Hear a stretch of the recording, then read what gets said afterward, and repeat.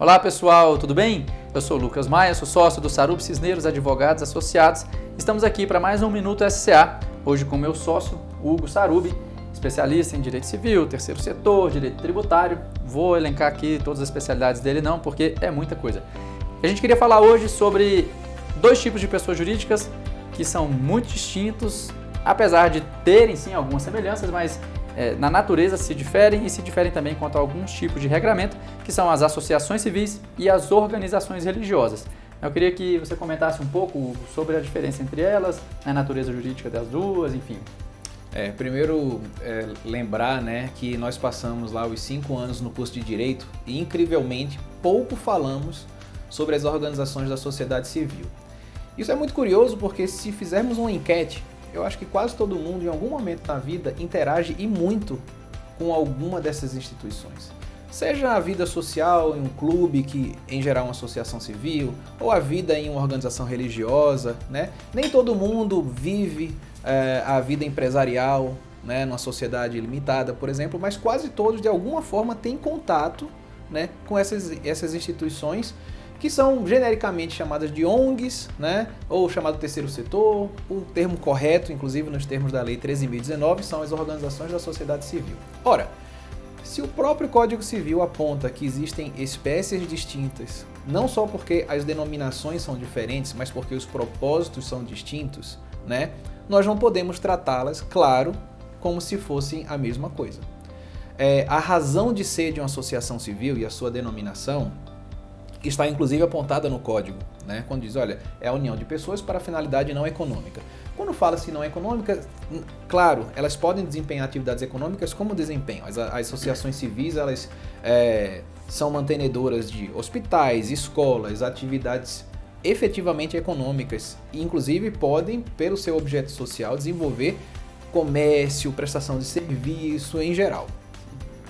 As organizações religiosas, primeiro, elas não contam com um conceito legal, tá? O Código Civil brasileiro, ele se contenta apenas em citar a existência dessas instituições, mas basicamente não fala mais nada a não ser dizer que elas têm a liberdade de estruturação, de funcionamento, de organização e que os seus atos constitutivos têm que ser registrados. Ponto, acabou.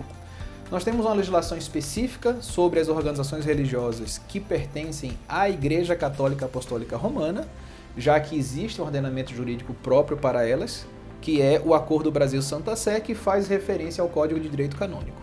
Mas isso é algo muito específico da Igreja Católica. Fora isso, a legislação maltrata, né, das organizações religiosas. Fala muito pouco. De qualquer sorte, é importantíssimo saber que, se uma associação civil é uma união de pessoas para uma finalidade não econômica, nos termos que eu já expliquei, essas pessoas trabalham em favor deste objetivo social da associação civil. E a associação civil não trabalha em favor dos seus associados, né? A existência de uma associação civil contemplando os seus associados como se sócios fossem, distribuindo resultado, isso inexiste. Né? Aliás, se acontecer, custeando despesas, enfim, isso inclusive pode ser capaz de desqualificar, né, essa entidade como associativa e portanto, desfazer, né, desconstruir as suas prerrogativas tributárias, inclusive. Enquanto que no caso das organizações religiosas, o propósito é absolutamente distinto. Uma organização religiosa, ela não nasce tendo no seu propósito principal atividades econômicas ou não econômicas, distribuição de lucro ou não distribuição de lucro.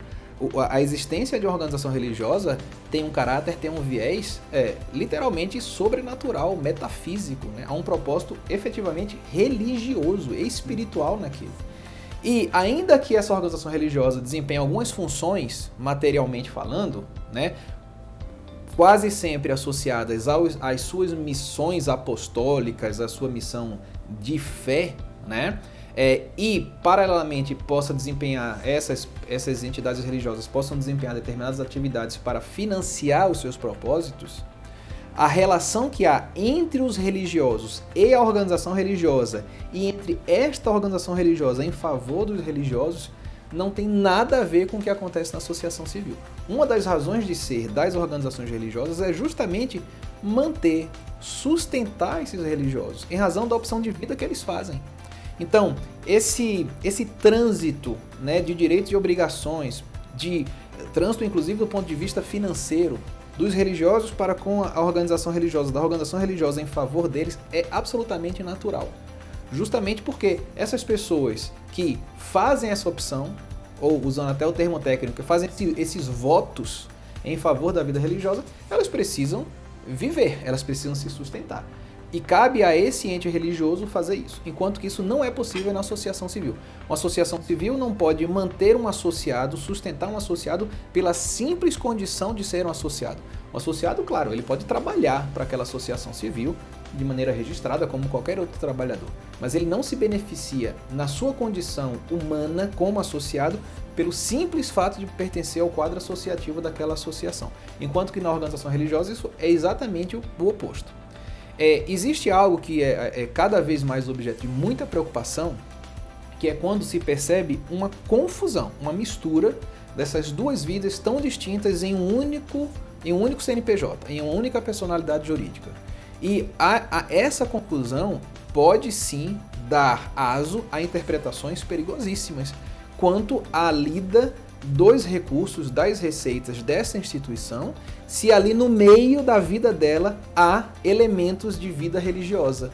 Porque será muito fácil confundir aquilo que se faz com extrema boa-fé como sendo uma distribuição disfarçada, uma remuneração indireta, coisa que na vida associativa é absolutamente proibida, inclusive nos termos do artigo 14 do Código Tributário Nacional.